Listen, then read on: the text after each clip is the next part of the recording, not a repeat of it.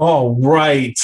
Welcome to another exciting YouTube special of the Scotchy Bourbon Boys. Tonight, Tiny is on his own. Uh, we will be drinking, and tasting and barrel bashing the Wise Man tonight. One of the things, the extras that I wanted to talk to everyone about was uh, it was the barrel pick that I went on. It's just what I'm calling this podcast, once we get this going, is the Scotchy Bourbon Boys Update 2.0. So it's been 2.5 years that we have been podcasting. Started off with Young Nose. Young Nose does make an appearance. We had initially Raybo. Raybo is in New Jersey, so we lost Raybo on moving to New Jersey. So of the four members that we started this little endeavor, two have moved away, but we do retain Young Nose Johnson, aka Jonathan Renard, who is ready to have his first child any day now. So we're looking forward to that. It's a boy. He will be coming soon. Due date was, I believe, yesterday. But that's awesome. Our Facebook group, the Scotchy Bourbon Boys, is growing, and we got 21 more years till he becomes part of the Scotchy Bourbon Boys. I don't even like to think of that, but so the group started off locally, and we went as we went locally. Initially, we had a meeting. We talked about all the different bourbons and scotches, and me and Young Nose had you've heard this story a million times, but it was a calendar that got us into it. It was a day-by-day calendar. Michael Veach was different bourbon. I believe Michael Jackson, Michael Veach. They had all the reviews, and we couldn't believe that whiskey tasted that good. As what they were saying, that there's just no way whiskey had those flavors, and little did we know how wrong we were. So we had all four of us gone in and purchased a bottle of Johnnie Walker Blue. We knew that, without drinking any whiskey, not drinking bourbon too much. We had Evan Williams, and we had Jim Beam and that type of thing, Jack Daniels, but really not gotten into whiskey beyond that. And we, some Knob Creek and a little bit here or there, but overall, the whiskey that we had drank was nothing what was about to happen to us. And so we basically had our first meeting, and I believe I had purchased a bottle of Weller, and we had Johnnie Walker Blue, and we all got together and kind of tasted. I believe there was an Ezra Brooks there, and we tasted different kinds of whiskeys and bourbons, and I had already had Scotch. I believe it was Highland Park 15-year. Anyways, we got together, the four of us, and just talked about bourbon and we just had such a great time that we decided that we were going to form a group. We didn't know what it was, but we did know that we had been drinking Scotch, and that Young Nose liked Scotch, and so did Ray, what's his name? Ron Burgundy, from the, Will Ferrell from the movie Anchorman, and he liked Scotch. So that's became the start of the Scotchy Bourbon Boys. And initially we did it. Now, me being the artist I am, I started working on a logo almost immediately. And then we talked about it amongst a bunch of other people. And one by one, the next member, I believe, was Don Casey, who came in and was at at the next meeting. And then the following meeting, I believe Bill's son, Nick Verna, was invited.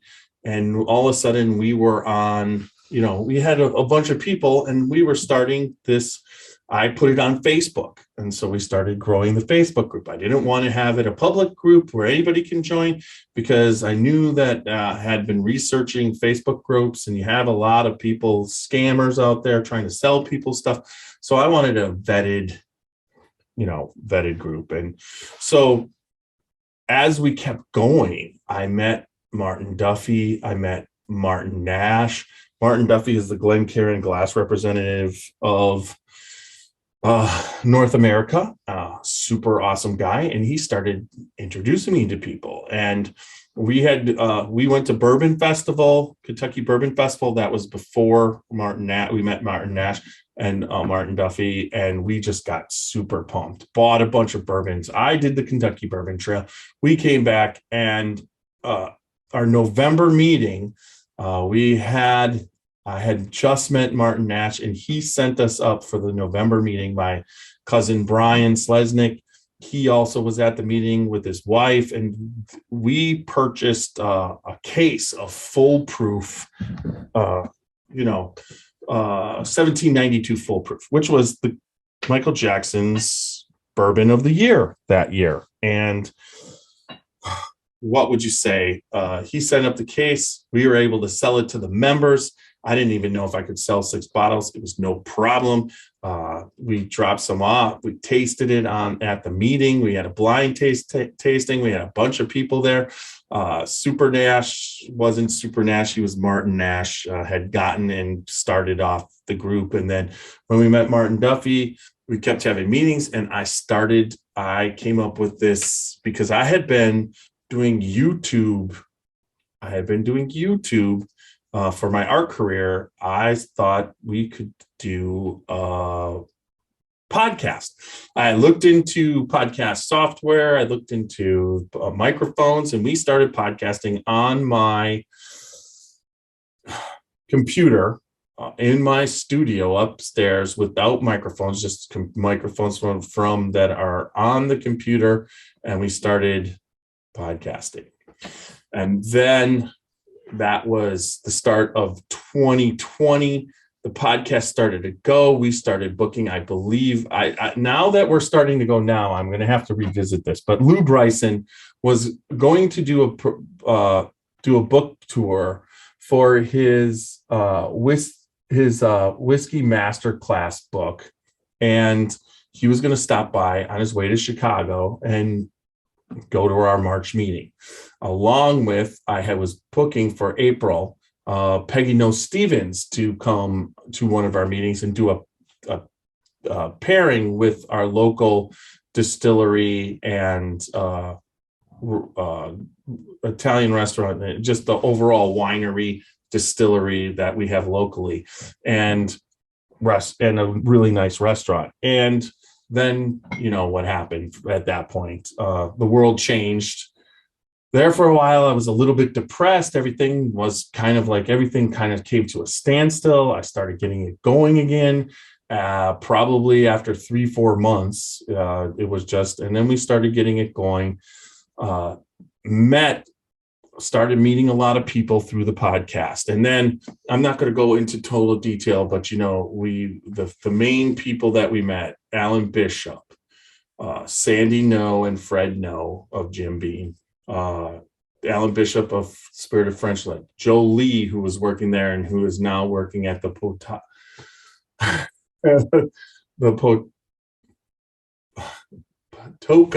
There we go.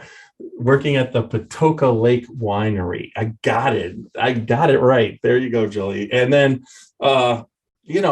we kept going. Met Greg Schneider, who is revamping Chicken Cock Whiskey, master distiller for that. I mean, that was freaking. And these people, as we met them, really started to make the podcast have life. That we would have Greg on, and then we started doing Whiskey Live tastings, which has evolved even further. I set up a website, designed the logo, made after meeting Martin Duffy, then produced these Glencairns.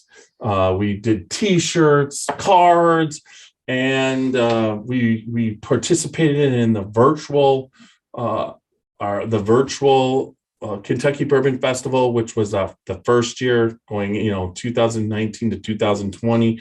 We were finished with our first year, and we were just kind of on a roll. And then 2020 was over, we hit 2021, and we started going back to the distilleries. We had been down a little bit and we went into the distilleries. We stopped by, talked to everybody. We were Rabbit Hole. We were at Log Still. We were down, we did, in 2019, we had a tour when the Kentucky Bourbon Festival was supposed to happen. We hit 4 or 5 distilleries. And then in 2020, in March, we started doing this. And then we came down in April, and we just kept pushing, and the podcast, and that all culminated, meeting everybody and everything culminated at the 2021 Kentucky Bourbon Festival. Everything went great. Met a ton of people. The podcast took off. And then right after that, we got home. Things were going good. Harlan Wheatley was on. I mean, we have so many people to thank. Randy of the festival we had met early on in 2019, came down at the time of the virtual, did a podcast with Randy, then just promoted the Kentucky Bourbon Festival, got to know him. There's so much that we did. So it's just thank you to everybody that, made this happen. I'm doing this podcast to just review everything that we had done. It's 2.0. I mean, we are at that point, I believe, right now. We've got a huge crew. We've got myself, Tiny. We've got Xavier participating in way more podcasts than he was before. We got Super Nash chiming in. We've learned how to use the Zoom meetings and to put stuff up on, and we're starting to push and get some traction on YouTube. We're on TikTok. We are on Instagram. We are on Facebook. We're on Twitter. We are on LinkedIn under my name. And then we've got a Patreon account, a website, and then we're on all the major podcast formats. Now, with that said, the way that I ended up having to take a month off because I ended up with getting sick with COVID. It kind of took me down.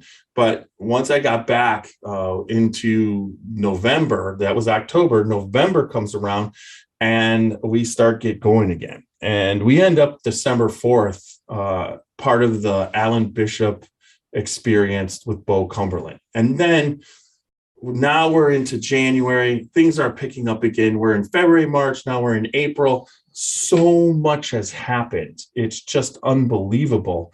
This last March and April, we've had guest after guest after guest. I mean, Marquez making whiskey and then promoting his music.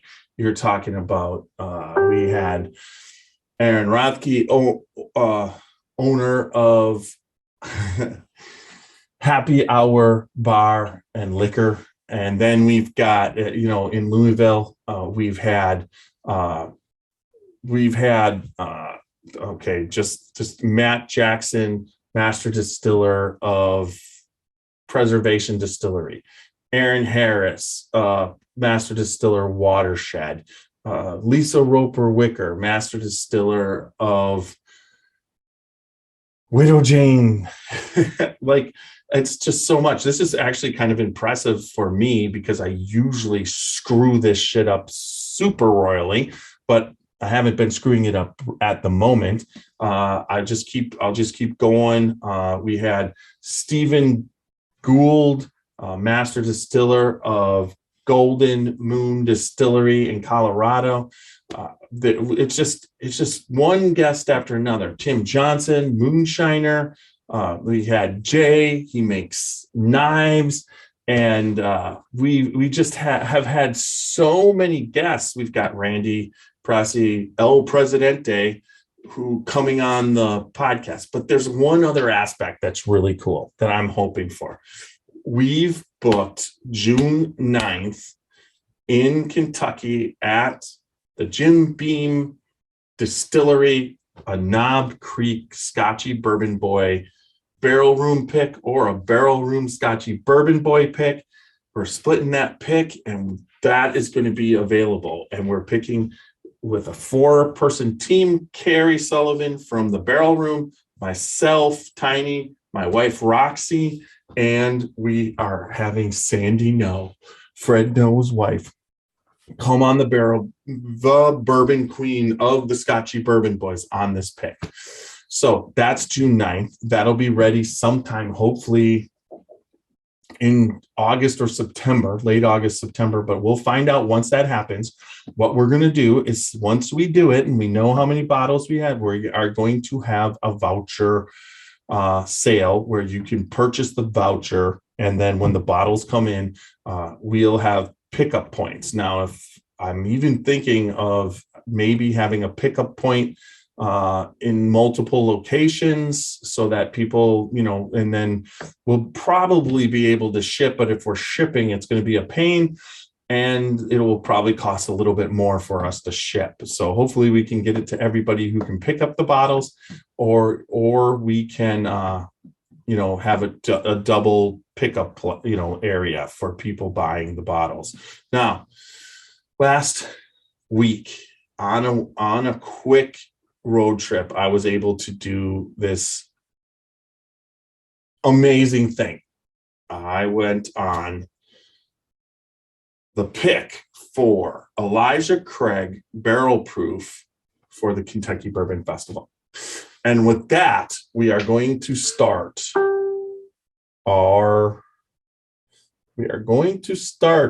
recording for the Scotchy Bourbon Boys podcast, and I'll tell you more about it. And we'll be tasting this Wise Man Bourbon.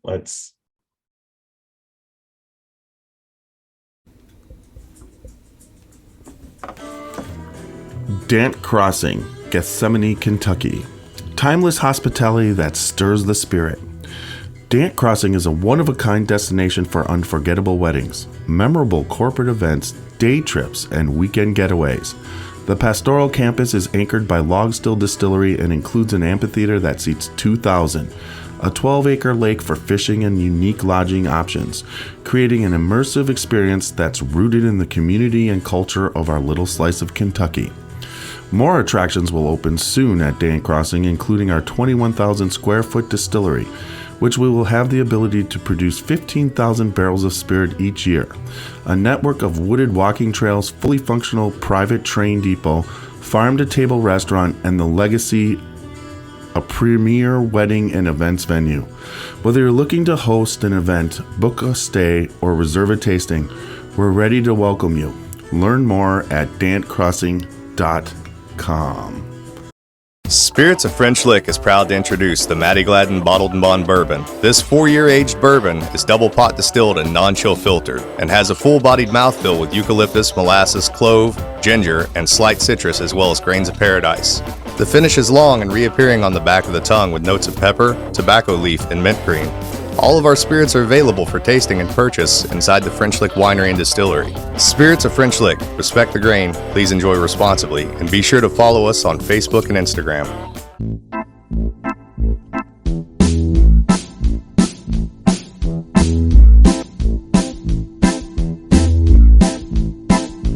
Oh, show me the way to the next whiskey bar. Oh, don't ask why. Oh, don't ask why. Show me the way to the next whiskey bar. Oh, don't ask why. Oh, don't ask why. For if we don't find the next whiskey bar, I tell you we must die. I tell you we must die. I tell you, I tell you, I tell you we must die. All right. Yes, welcome back to another exciting episode of the Scotchy Bourbon Boys. Woo!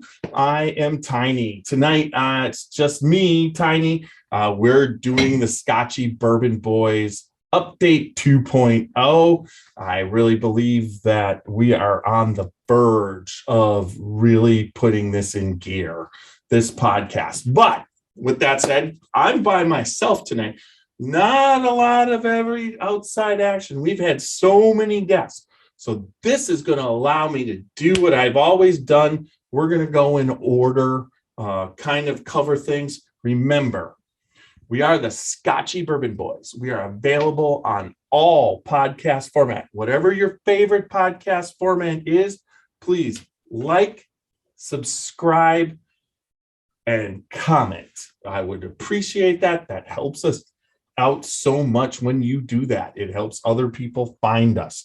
So, but we also are a Facebook group and a Facebook page. The Facebook group, you got to join. Tons of information there all day long. Anything I get, releases from distilleries, what's happening at distilleries, what they're, I'm posting on the group. So ask to join the Scotchy Bourbon Boys on Facebook for the group. Follow the page.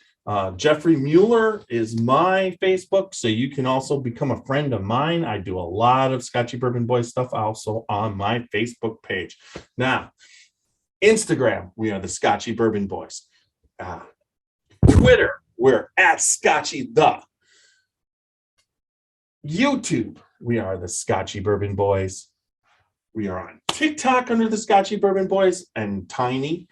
And we also, I think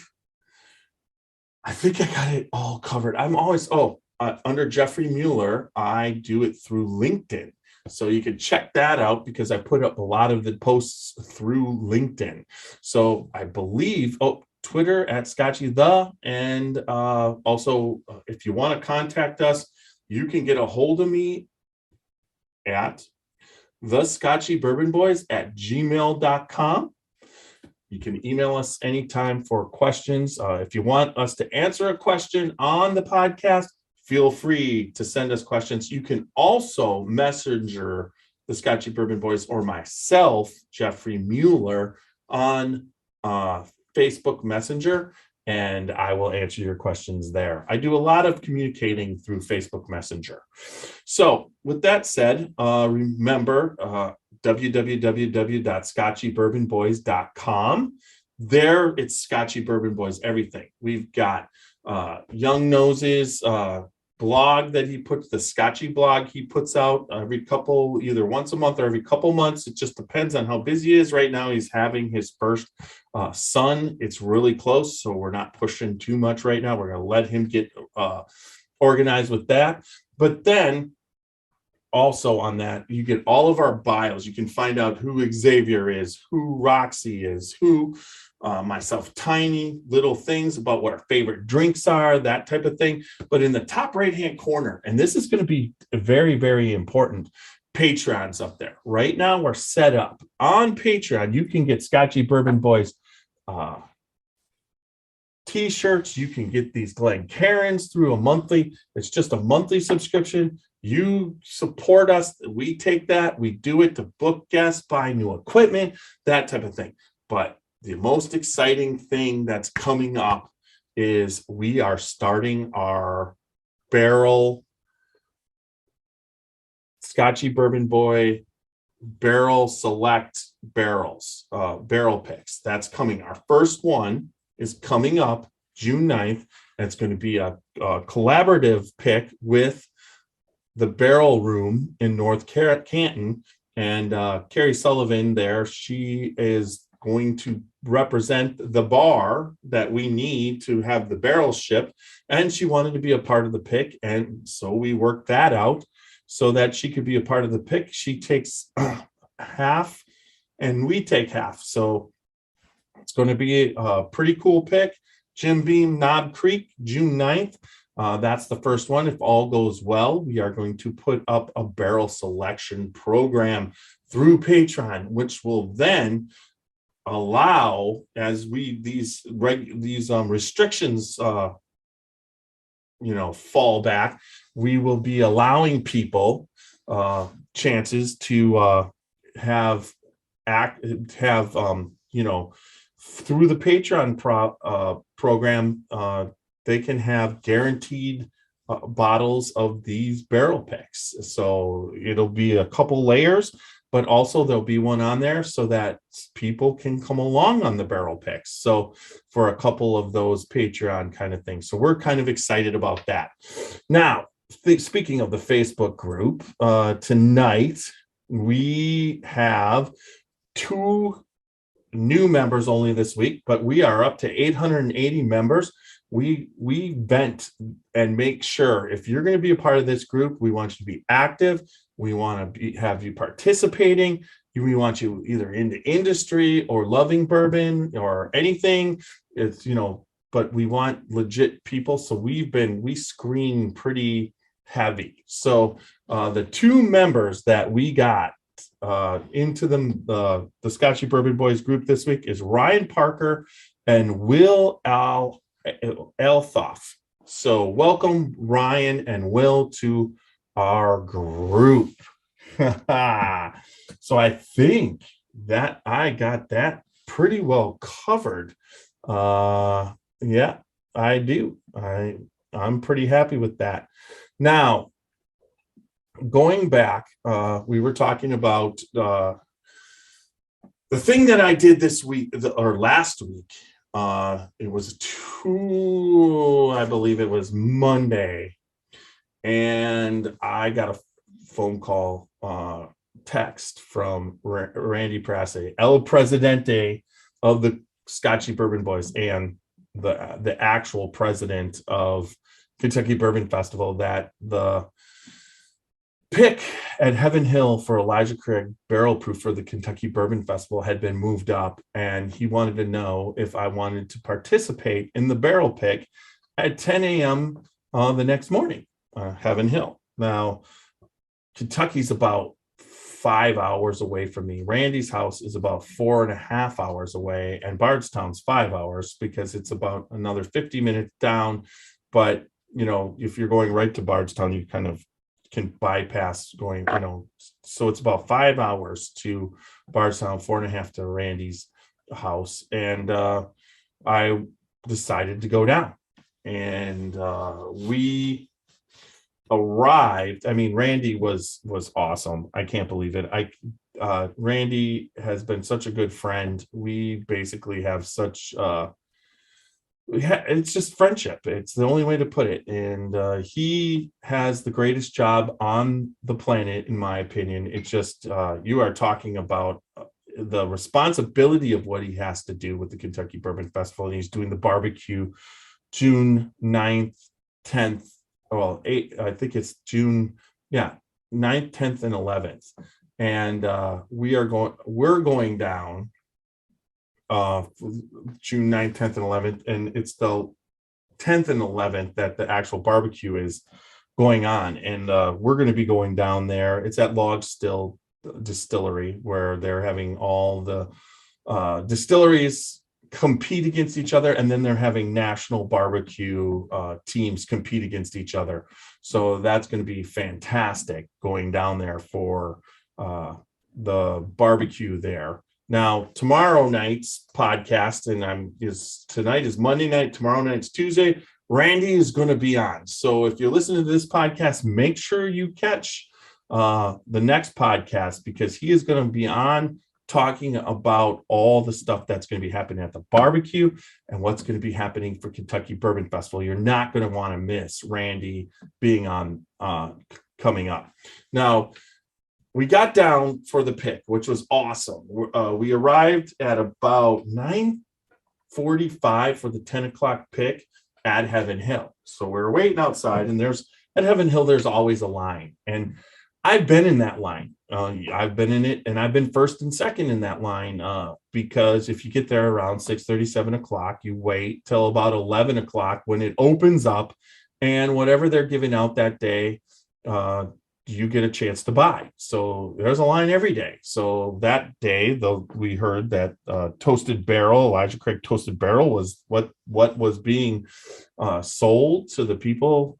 So we had the 10 o'clock barrel pick. So I went right into the lines, handed out a bunch of cards, told everybody how awesome it was that they're, normally I'm in that line and I watch people walk in, and I even swear to God, I was in and I thought I saw Connor O'Driscoll walk straight in the front door. And pretty much I thought it was him, but nobody kind of recognized him, and he kind of waited for them to open up the door and went in. And I'm like, I think that's Connor O'Driscoll, to my wife. And she's like, what? I mean, the master distiller just walked in and nobody really said anything. So she's like, that's probably not what happened. So we're sitting there waiting to get let in after I had given out. I just told Randy, I got to go do my job. So I handed out cards in that line, 15, 20 cards to everybody, told them to listen to the Scotchy Bourbon Boys, how much I love and support them. I love everything. And then I went over and we waited for the door to open up. And I've been in that line, wait and watch people wait for that door to open up, thinking about how cool it would be if I was going to be being let in early before everybody else for something, there. So here I am being let in early to do a barrel pick with Connor O'Driscoll, the master distiller of Heaven Hill, Justin Thompson from Justin's House of Bourbon. Her name, oh my God. Oh, that's really horrible what I'm doing right here. Anyways, I have it in my search. Let's see if it's going to come up in my search. All right, it's probably in this one. Hey, just hang in here because I'm going to get this right. And I mean, I've said it a million times, but once again, the tiny COVID brain kicking in, not remembering names. I am horrible at this, and I wish I wasn't, but I am. And let's just see. I just...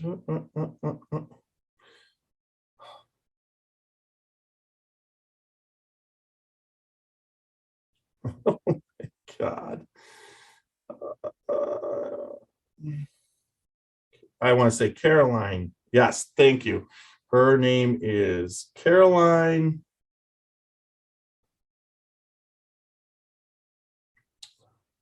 It's gonna come. All right, Carolyn from, maybe it's in my Google. You know what? I got to get this right. So let's just go to Google. I think I did that. That's probably where it is. Come on. Yep, Caroline Paulos. Thank you. She is, and it's just so stupid. I mean, I know what it is. I should know it. It's Caroline. I'm sorry for it just having the brain thing. We met. You were spectacular. She is the current senior editor of Whiskey at okay, now we're really gonna do it because I'm gonna get it right. Here we go.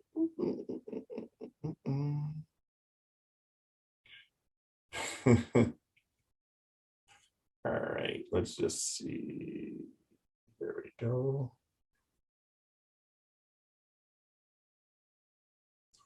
I'm gonna get it.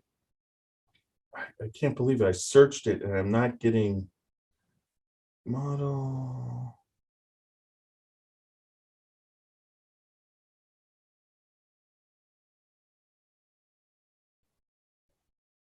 And it's just like, oh my God. When she came up the first time, it was like tons. Oh, I don't have, it's not news. Okay. I'm just dumb. All right.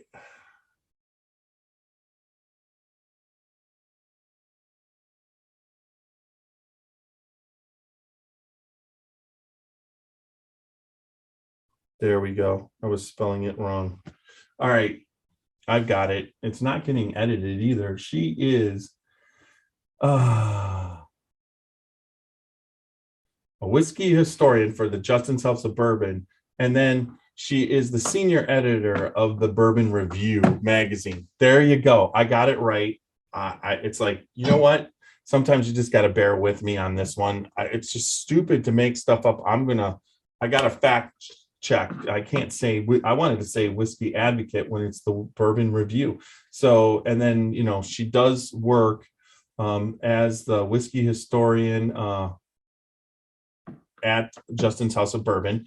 And then we tasted with Justin Thompson, and then Randy, of course, was there, myself, thus four. And then there was Connor O'Driscoll, who is one of the greatest. Once again, every time I meet a master distiller, they are part of history. They're going down in history, and they just have such a work ethic, such a selflessness about themselves that it's just unique to the industry and what the industry is doing. So tasting with them all, it wasn't my first barrel pick, but it was my first barrel pick in a rick house where we got to hammer out the bungs and then thief from the barrel, directly from the barrel. And on YouTube, I'm going to be posting everything right now as far as thieving from the barrel, hammering out the bungs. I got the videos. Those will be playing on YouTube right now. So once we were done, getting ready and started tasting, Caroline had an amazing palate. There was no doubt, confident in it, knew it, was almost like instantaneously knew what she was, what she liked and what she didn't. We were tasting from 3 barrels, lowest proof to highest proof. That's all they told us. So we picked, we were tasting them. All 3 were very good, but the second one for me had an herbal tone to it, which is usually conducive to rye for me. And it's part of what I don't like. But this one, it was okay, but it was a really good sweet, had some caramel, had a little bit of even butterscotch, but then it had this earthy herbal aspect mid palate that went away. Then it went a little oak, and then it had finished up with a really nice vanilla.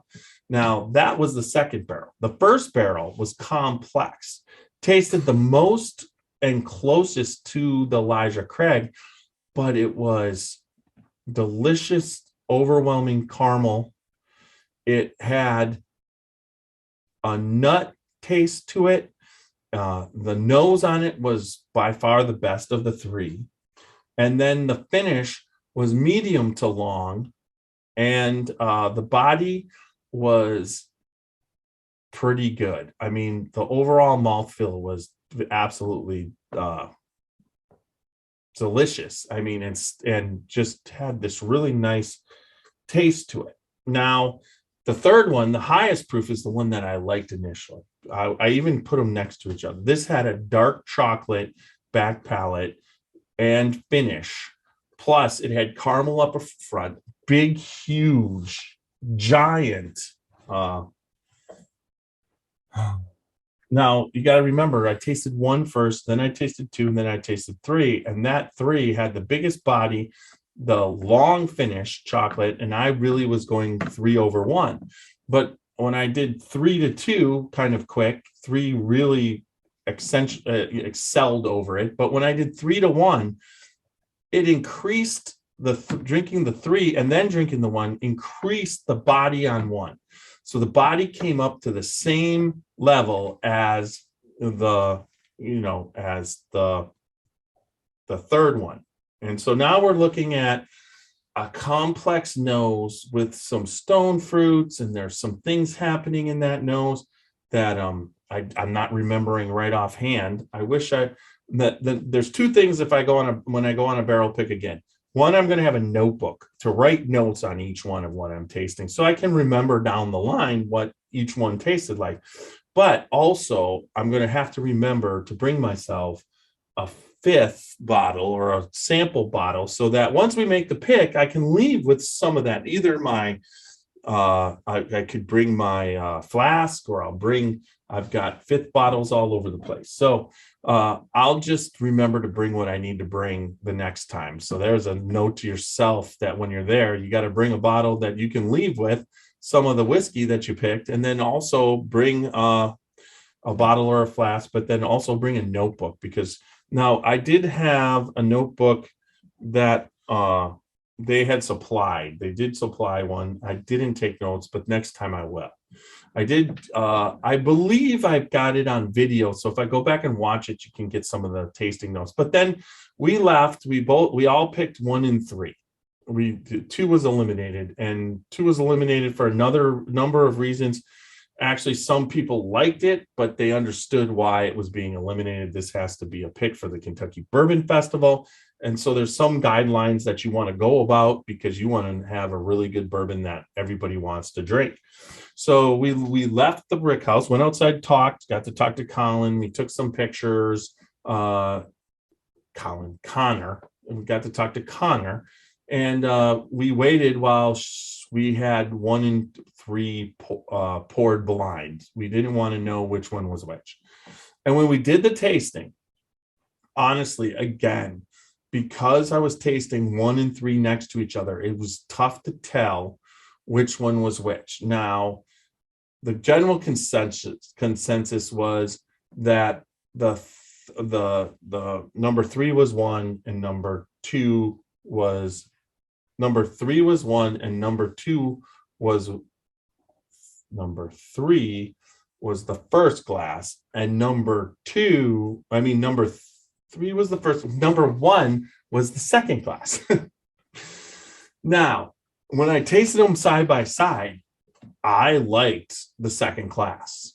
I started getting milk chocolate in it, not dark chocolate. Now the first glass, I had a little bit of dark chocolate, but nowhere near the amount of dark chocolate I had the first time when we were sampling. So I was a little bit confused. I wasn't sure if the dark chocolate turned into milk chocolate or whatever, but everybody was pretty much sure that number 1 was the strongest and highest proof, and number 2 was a lower proof, and it was the first one that we all chose.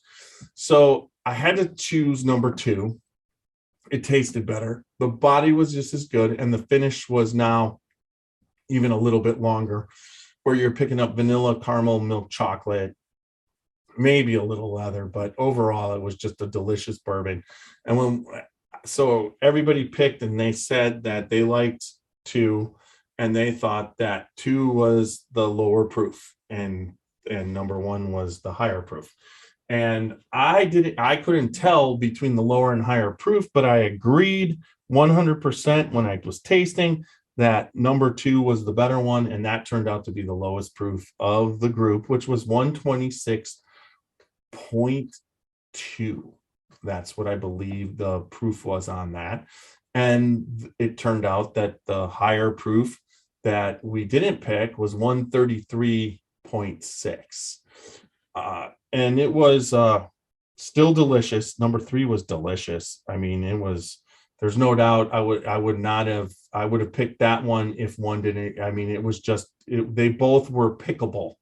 They both were good barrels to pick whiskey for the festival, but we went with the lower proof 126.2, and that's how we finished up. Then when we all walked back to the gift shop, we were talking and got to talk to Connor again a little bit. And then we went outside, and I asked to take some pictures. And when we were taking pictures, I took pictures with Connor. Everybody took pictures together, and great pictures. But then it was the really cool thing that happened to me. All of a sudden, I finished up the picture. I went to go walk back in, and all of a sudden from behind me, I hear, "Tiny." I'm like, "Oh, what? Yeah, that's me." And one of the guys in line, he was a little bit older person, gentleman than me, said that, came up to me. He's like, "Tiny." He's like, I just got off the phone with my sons. They listen to the Scotchy Bourbon Boys all the time. and he's like, I want to get a picture with you so I can show him that I got to meet you. Oh my God, how bizarre. So I did a picture with a fan. That's my first fan picture for the Scotchy Bourbon Boys. As far as, I've been at Scotchy Bourbon Boys meetings and we've done stuff like that. That's a little different. Everybody knows, everybody takes pictures or whatever, but not just a random person who I've never met asking me to take a picture. That's really kind of cool. So that's where we were for that barrel pick, and there's going to be more to come for the Kentucky Bourbon Festival, and there's going to be more to come for the Scotchy Bourbon Boys, and then hopefully, if all goes well, there'll be a few through the state of Ohio. I'm hoping to be able to go along with the pick team for Ohio maybe a couple times. I'm saying my prayers for that one. Now, that brings us up to the meeting this week, April 22nd. It's Friday, April 22nd at the Barrel Room in North Canton. If you are in the Ohio area and you can get there, it is 7 o'clock Friday night, April 22nd.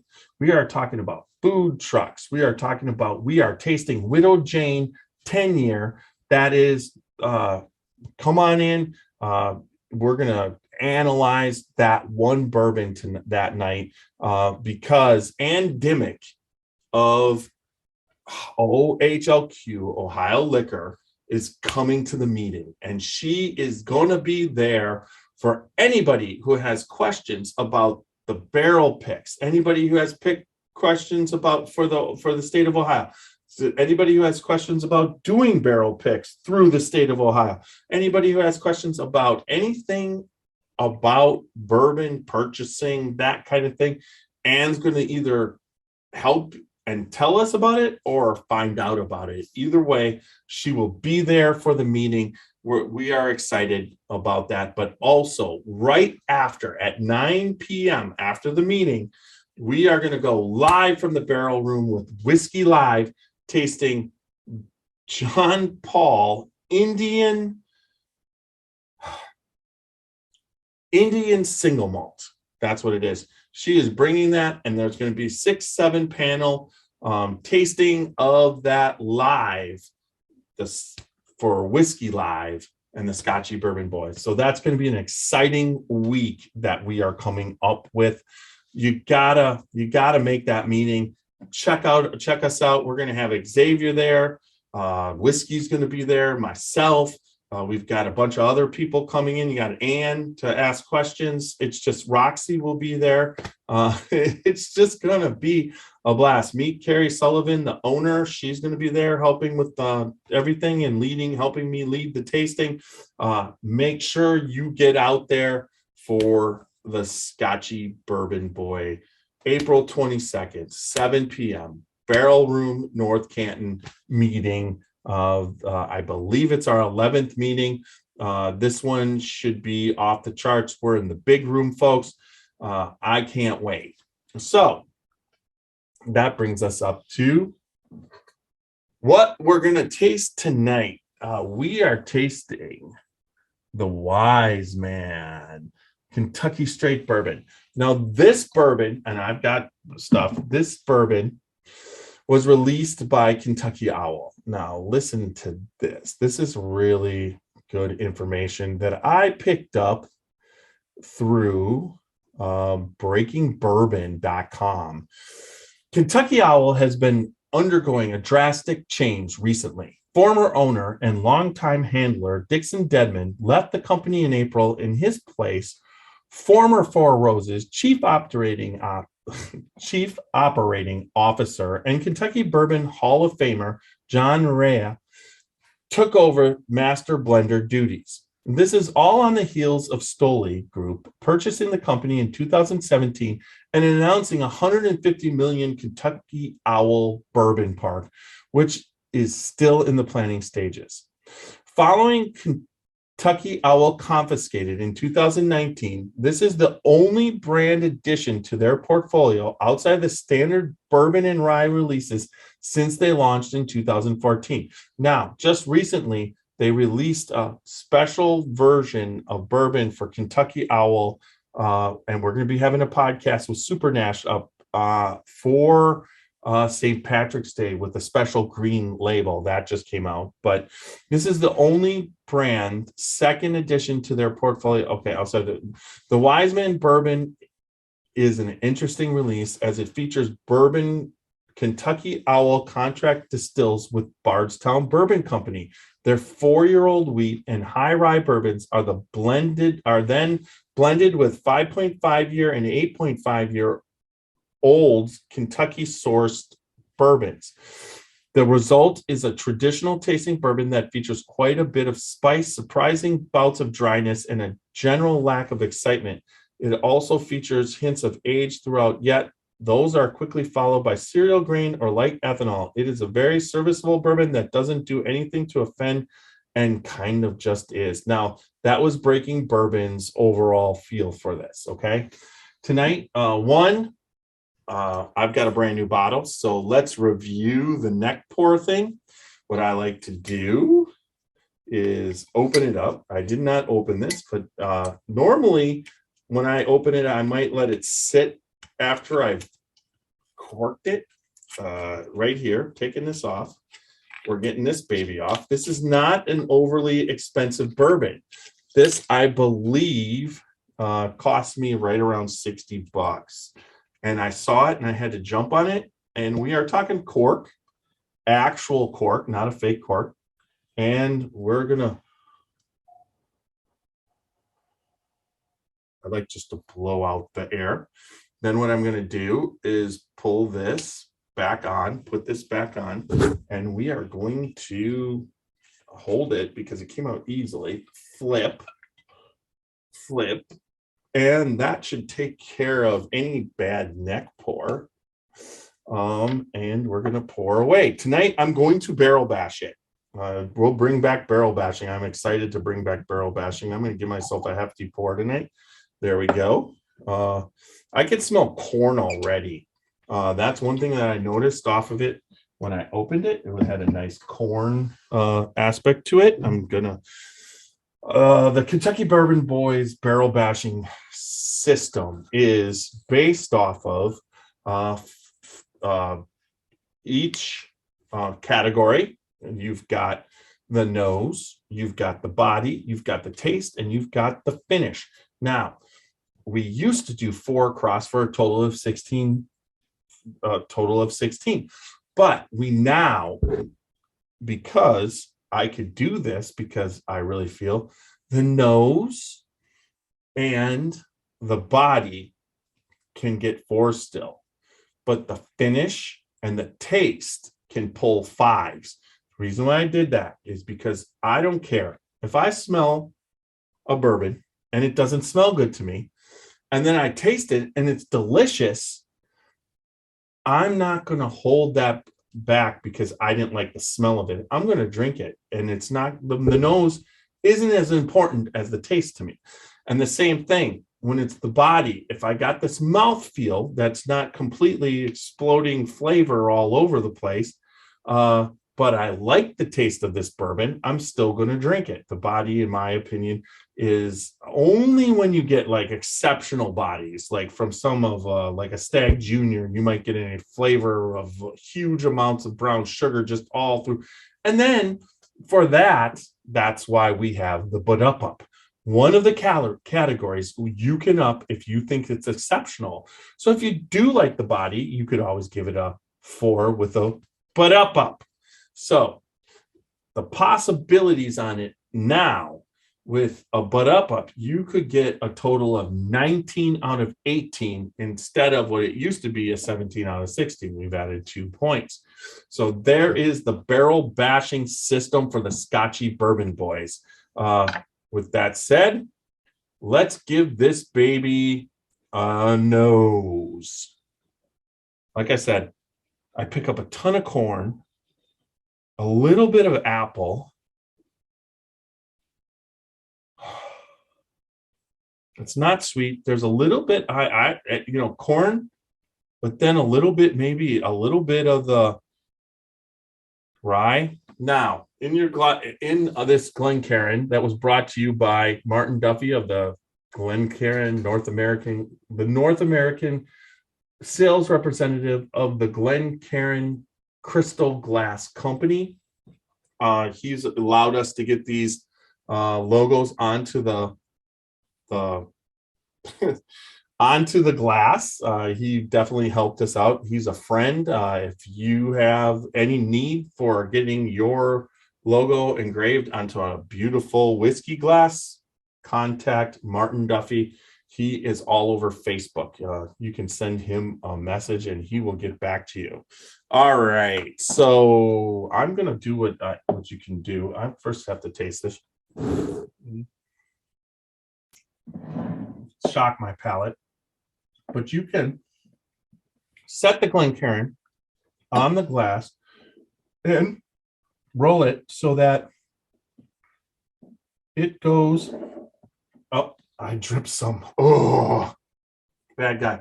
And then what you do is you hold it up to the light and see what wow, those are big, thick legs. I think those might be the largest legs. I wonder if you can see that. Yeah, you can.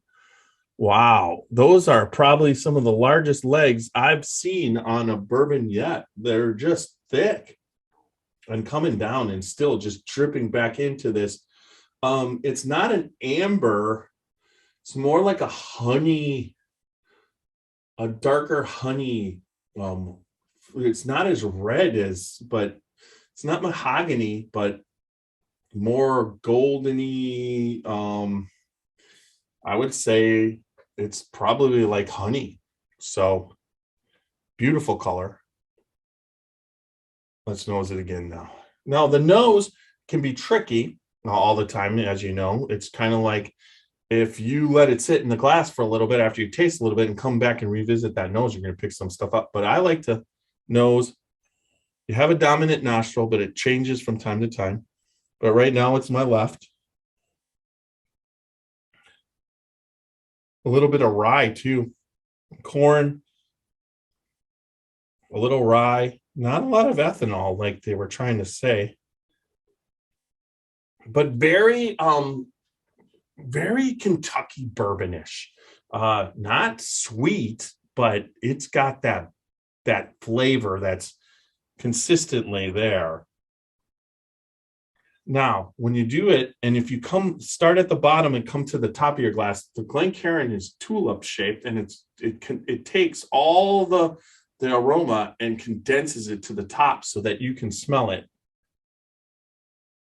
And there's a yeasty kind of grainy taste to this. I get like an apple pie. I can like a hot apple pie where you can smell the crust. Oh, and it's sweet at the top. That's where I'm picking out some. And if you open your mouth, yeah, I'm getting apple pie. I don't know why. I just am. And sometimes that's what happens. And this is exciting for the nose. All right, so let's taste it. I shocked my palate before, but let's just give this a swig.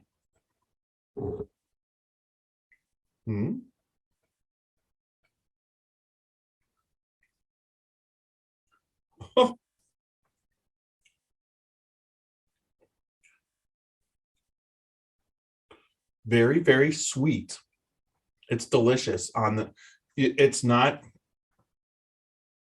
You don't get the sweetness that you get off this. And I'm going to say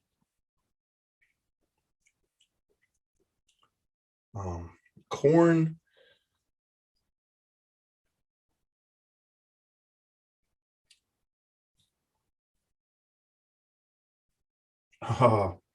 What were the, it wasn't sugar pop. It was corn pops. With the cowboy on it. I think it was Kellogg's Corn Puffs. Corn Puffs? No, not Corn Puffs, Corn Pops. I'm getting Corn Pops on this. I really am. It's sweetness. It's a lot cereal. Don't get any apple I don't get that appley. It's pretty damn good. Holy shit, I like this. Now, this is 90.8 proof. The mash bill is undisclosed. One of the reasons why the age statement 2 doesn't have an age statement, because it's a blend of the 4-year that they made at Bardstown Bourbon Company, which explains part of it. But then the 5.5 and the 8.5 that they had from stock they had purchased under Dixon Dedman. Now, Dixon Dedman's gone. Honestly, I'm liking this as much as some of the Kentucky Owl. Now, not like the really high end. I've had some good Kentucky Owl, but there's other stuff that I've had that's not quite as good. $60. They called it a rusty gold color. That's what they had. Now, this is roasted peanut, gentle rye spice, light curry, overall soft and airy, grass and caramel on the nose. The palate for a breaking bourbon was toffee, caramel, cereal grain. So you're looking at like the corn puff aspect, muted raspberry and dry oak. I'm just trying to, the finish was rye, spice, leather, lingering light dryness, touch of ethanol. I get maybe the raspberry on the finish. I can go with that. But all right, I'm ready to barrel bash this. This will be quick, folks. It's just me, no average. I am going to say that this has a very nice nose for bourbon. I'm going to give this nose a 3 out of 4. Then let's go. I didn't cover the body, and I need some more because I really never analyzed the body. I loved what the body did in the glass as far as the size. If you rate the body based off of what it does on the glass, how it clings to the glass and whatever, it would be giving this a 4. But let's just see.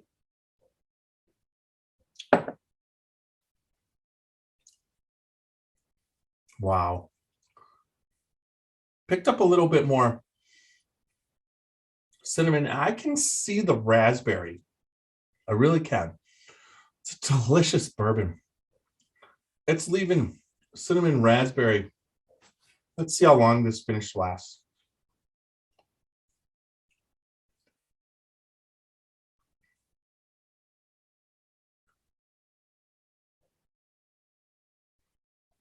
That's a long finish, and it's still going. I still have the little bit of that raspberry left. So I am going to give, I gave the nose a 3. I'm going to give this body, I mean, it's everywhere except the cheeks. So the body gets a 3 too. All right, so now we're up to taste.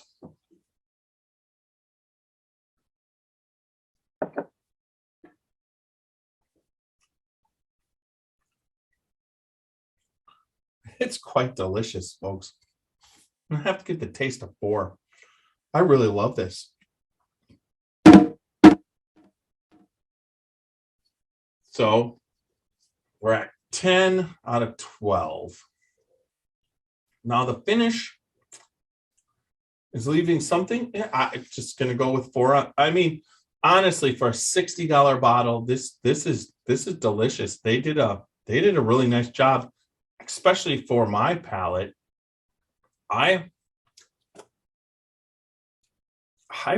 That's a drinkable, really drinkable bourbon. I mean, wow, not what I was expecting. We had tried, Super Nash and I had tried the new St. Patrick's Day Kentucky Owl and put it up against, when I was down in South Carolina, put it up against a 10-year Kentucky Owl that Dixon Dedman had picked. It's not even a contest. When we do this next podcast with the comparison between the two, because I have samples that I brought home. We're going to do a podcast, me and Supernatural. I'm going to put Wiseman up against that St. Patrick's Day release of Kentucky Owl. Now, with what I'm going to say here, as I understand it, it's the former Four Roses Chief Operating Officer, John Rea. I mean, you've done a nice job with this. Holy shit. I can taste it is a rye bourbon that has some really nice tendencies. So I'm going to give the finish. It could have, I don't know. It's long and it's delicious. So I'm going to give it a 4. So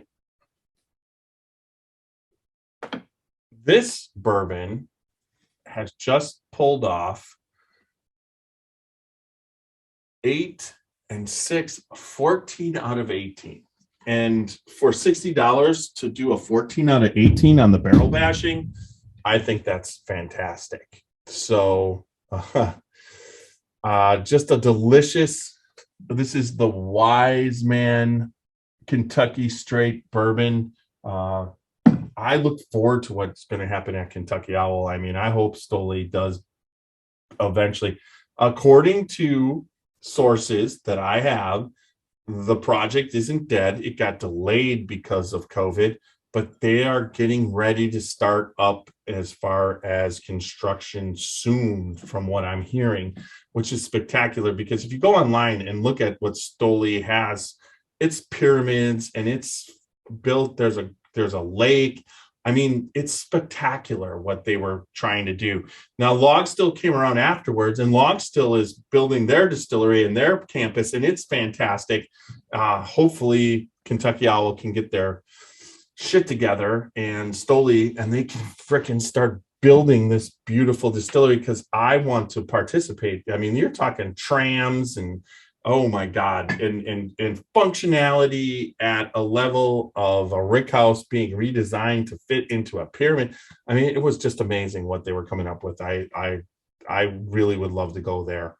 But with that said, I mean, like I said, I just gave this 14 out of 18. Was not expecting to be able to give this bourbon this good of a rating, but it's delicious. I would recommend this to anybody, especially if you like to have a little bit of raspberry.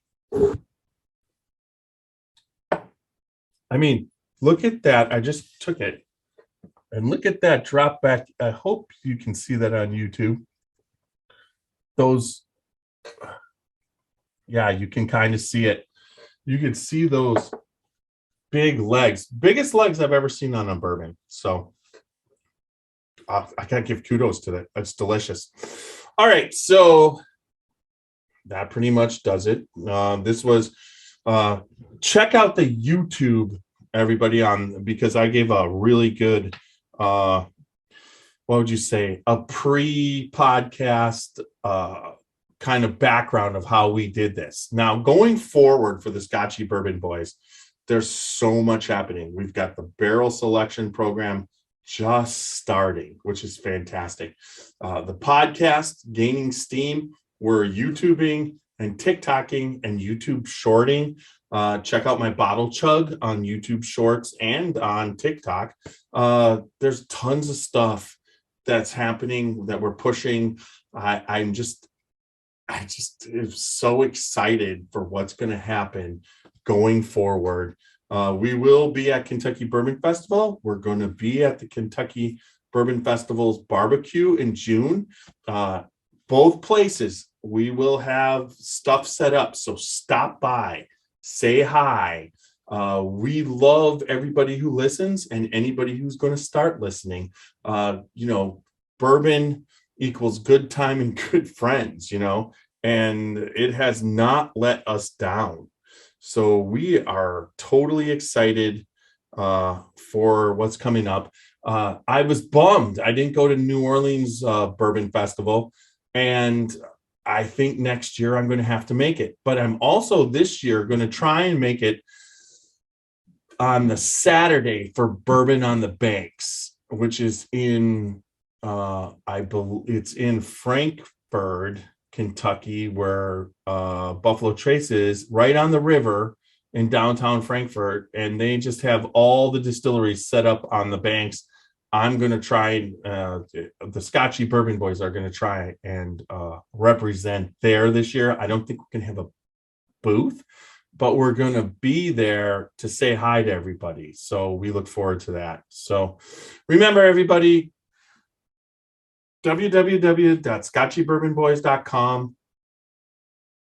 Click that Patreon button, support us through Patreon. Know that the barrel selection program is coming.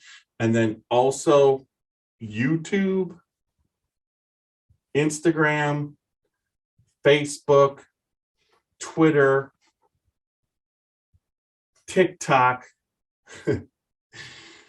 Check us out there. Like, subscribe, comment. Make sure you do all that. And everybody, remember, good bourbon equals good friends and good times. Go out there and live your life fucking dangerously. Good night, everybody.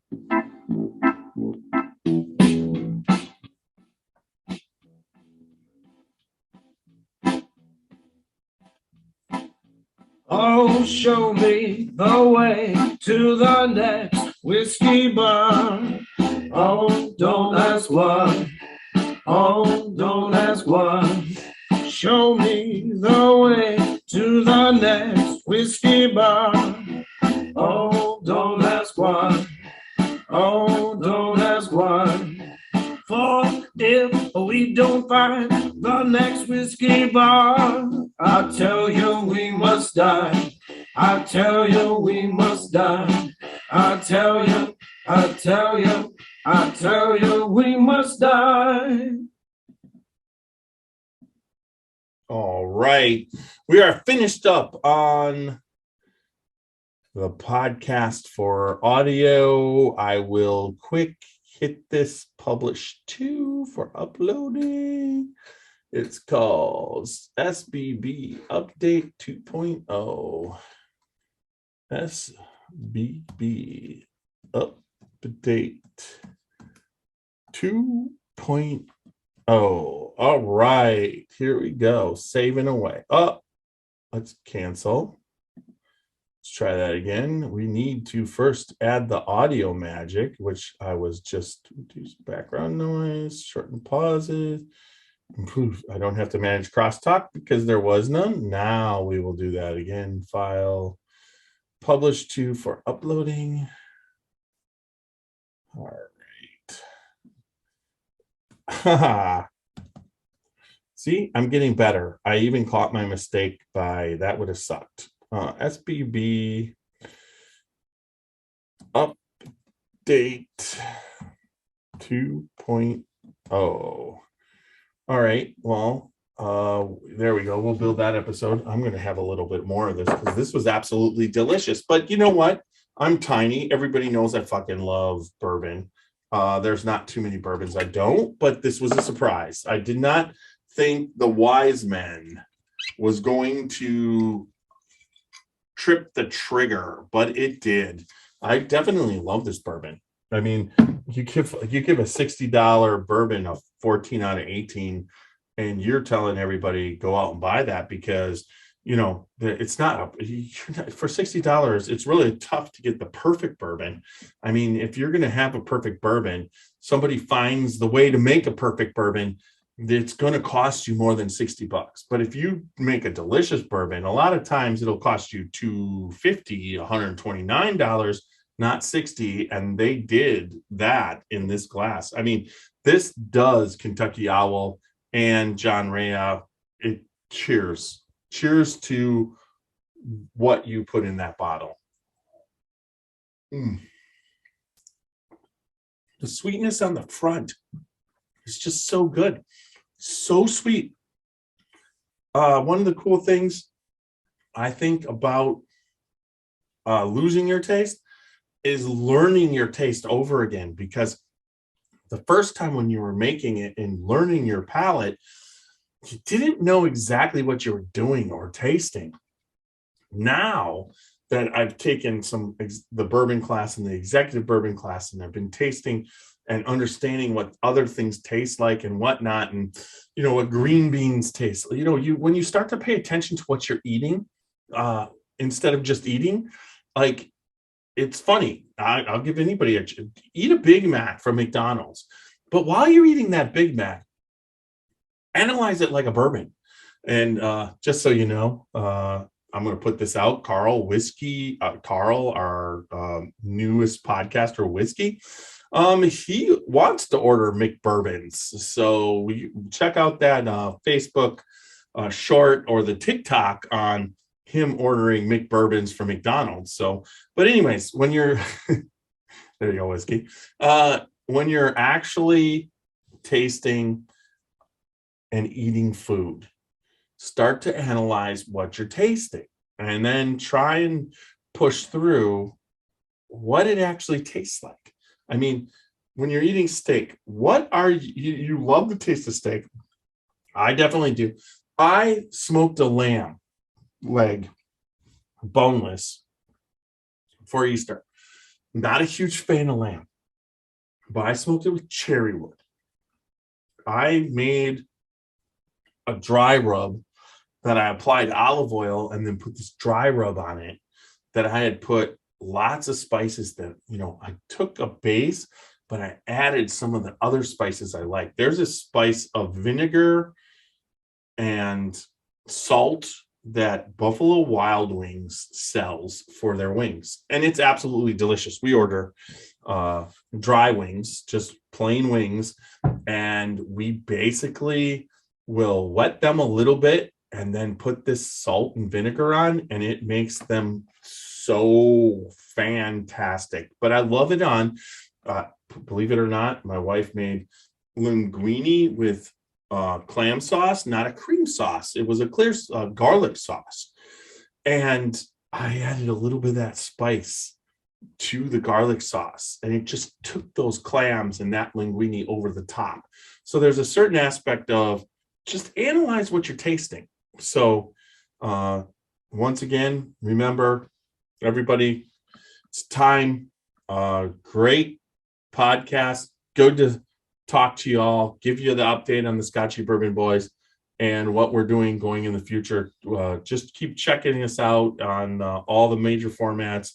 Make sure you like, you subscribe, and you comment.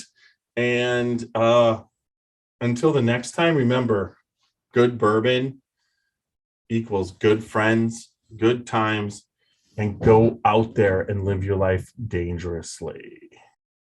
The Watershed Story. A watershed moment might be pivotal, but it might also be quiet and fleeting. It could be a monumentous occasion, a cause for celebration, an enormous triumph, or a small daily victory. A watershed moment could be a rekindling or an observation or a gathering. Any opportunity to relish with friends and family. It's whatever you choose to cheers to, who you're gathered around, and whatever's worth celebrating. We founded Watershed Distillery on the principles of community in 2010. We wanted to live in, work in, and contribute to the community in which we grew up. We aimed to create spirits and stood apart in quality and character. Along the way, we set out to form a community of our own, one that could gather together to savor, celebrate, and enjoy good spirits and company.